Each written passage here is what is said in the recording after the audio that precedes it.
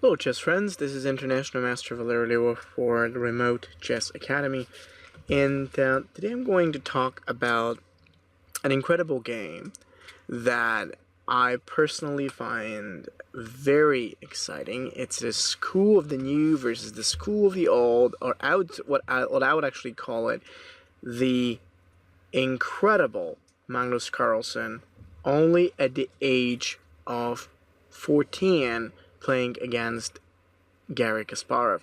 That game is very widely annotated by many critics and many grandmasters, because that was actually a draw, yet Kasparov was the one to look for it. It was played in a rapid tournament, Reykjavik 2004, and I'd like to give you my take on it so that you could see a little beyond what looked like the easy draw. Let's see exactly what happened. After the moves of d4, d5, Carlsen played c4, so Kasparov followed with the Slav, knight c3, e6, and bishop g5. Basically, black continued with knight b to d7, and as white played e3, black chose the so-called Cambridge Springs variation, where the black queen moves on to c5, a5. So the idea is apparently clear. All that black wants to do is keep that pin and eventually use it to attack against white's knight on c3. Moves like knight e4 or even bishop b4 are pretty clear and very clever when it comes to attacking and moving on. Now, surely white has to deal with this, and he's got to deal with this quick before, black's threats versus c3 and everything become, rather critical. So white plays knight d2, and so the idea is to avoid the pin by being able to develop his queen on c2 and having that knight on d2 blocking the route. It is very good approach, and so everything feels pretty stable. Black castles, white plays with the move of bishop to the e2, and as it goes, black continued with e5. Now, basically speaking, e5 is one of the most common moves in the position, where black uses the fact that he's a little ahead in development as opposed to white, and that gives him the opportunity, the try, to really attempt a break. He wants to open up the position, get his knight into the play, and really advance quick. So, what should white do in this case? Now, let's think about that position for a second. If black is given the opportunity to exchange and open up, perhaps he's going to find white's king quite weak. There are, of course, other sets of problems that white may have to resolve, but this is the major one. So, black wants to open up and prove white behind. So Carlsen simply did short castles, and this is a very valuable thing to do. When you're not so certain where to go, choose the simplest move you can. Now, why is this so important? Because picking up on the simplest move will first of all not cause you any trouble. There are very few openings in which you would have to play very precise in the beginning of the game, otherwise you're in trouble. Usually all it takes are a number of simple moves that provide that provide the equality. So just it's very, very critical that you come up and actually think about just after short castles, edicts to the d, there is knight to the b3. We have a nice challenge against the opponent's queen. We're threatening against his pawn. See, all the actions, all the immediate tactics don't work that well for black. You played queen to b6. Then, of course, what we have is edicts to the d4. See, black's fairly behind. But the way we know this is because, first and foremost, he doesn't have an easy way to move his pieces. This was very, very critical. If your opponent's not having an easy way to move his pieces, then, obviously something went wrong with the opening stage. And that's what's actually happening at this present moment in time. Black feels a little limited. This is one of the major problems of opening up the position too quickly. Now, I'm not saying that the line was bad. No, this is a heavily theoretical line. It's just a little thought. Okay, so let's see what really happened in the game. Edicts to the d, edicts to the c, bishop takes to the c, and a5. Now I think this, yeah, again, we're talking about major heavy theory. So black simply followed up an approach to get ready and prepare for knight b6, potentially. So we could see after rook a to the e1, the position is quite fine. Black plays h6, bishop h4. And now Kasparov made a move that was rather passive on its own. It was the move of bishop to the d6. Now usually the idea or the point is you should never ever do a move that that avoids, or actually that moves up with, or that moves back with a piece, because moving back a piece ultimately means you're restricting yourself. You don't want to do it. So backward moves rarely tend to work. Usually they're not that good at all, and what you would like to do is to stay away from these unless something important doesn't force you to move on the backside this way. So basically the move of bishop back to the d6 was really wrong. You should have played a move like knight b6. In case of bishop takes f6, whereas white tries to attempt an exchange, black could do this, and I think after knight b6, white will rather have to walk away by playing the move of bishop to d3, and I guess the position would just remain a little bit, equal in that sense. Like, I don't believe that white's going to get any advantage, and I don't believe that black is having anything special. It's fine. Bishop to d3, a rather good position for each side. Now, what really came through is that black played bishop back to d6, and again, that's not a bad move per se, just because of the move. It's bad because it violates one of the most important rules, one of the most important principles, never to move back or behind with your pieces. Even though it may look like a nice idea to do, you'd rather want to stay away. This is very important. So actually, once black played with the move of bishop to the d6, white made h3 happen, knight to b6, and now bishop takes f6 works. You see, it's interesting to see that even one backward move made by a great player like Kasparov can actually affect the position so negatively as it does right now, right here.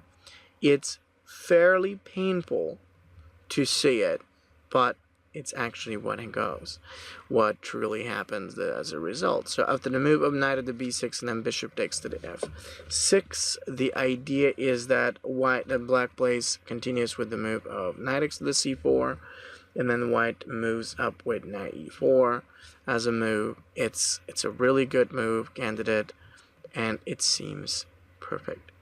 A key possibility or a key idea is to follow up that.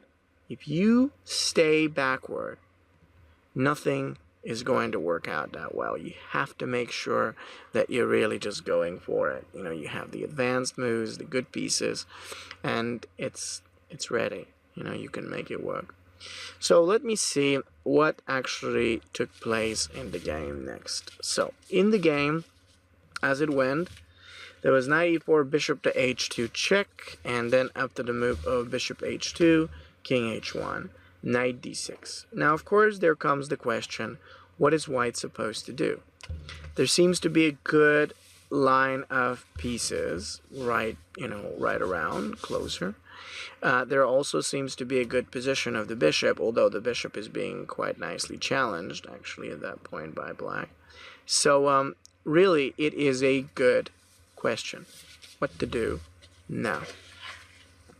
Now, when you find yourself in a position like this, Carlsen is master of being able to simplify the position. And I find that incredibly interesting, because simplifying is usually a very hard technique, and yet it's important. See, the move that white picked up to do here was king takes h2. It avoids any immediate trouble, and yet what it did beautifully was that it actually helped white to, make the game so much easier. That's what I mean by simplifying. You're not looking for tactical sequences or ideas. You're just thinking, okay, how do I exchange a number of pieces that will make a difference in the long run? It's quite pretty. White takes, and now what we see is a little bit of trouble for black. As he plays with knight takes to e4, white ends up moving with bishop to the e5. Quite beautiful, I'd say. And then when black moved back with his knight, there was the idea of queen c5, which stands out as perfect.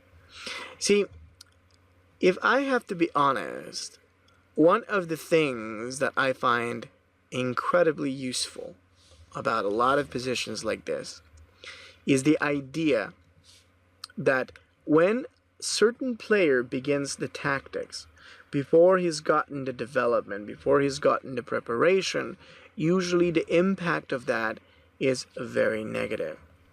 And this is exactly what is happening in the game right now. There is a huge negative in black's position, mostly for the reason that like he's not in like having that capability or the opportunity to follow up, and do more.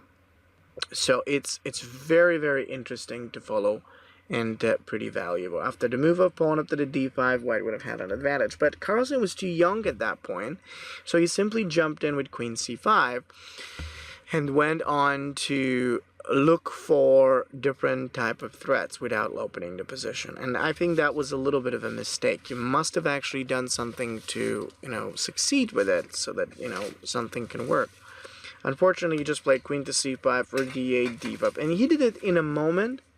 Now, I don't believe that it made too much difference in general, but the sooner you can play a stronger move, the better it often becomes. So it was all right.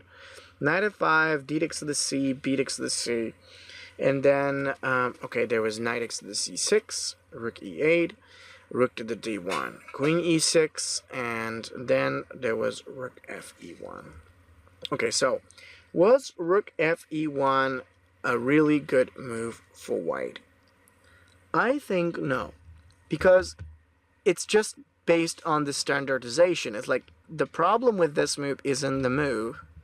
Again, we're talking about going beyond the move, seeing the reason why a certain move works or it doesn't. The reason why it does work right now, it seems like it does work, is because it protects, but yet on a deeper level, it's a passive move.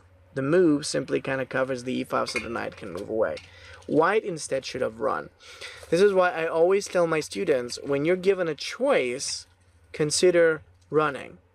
See, running away from danger as opposed to normally protecting is a better idea. Why?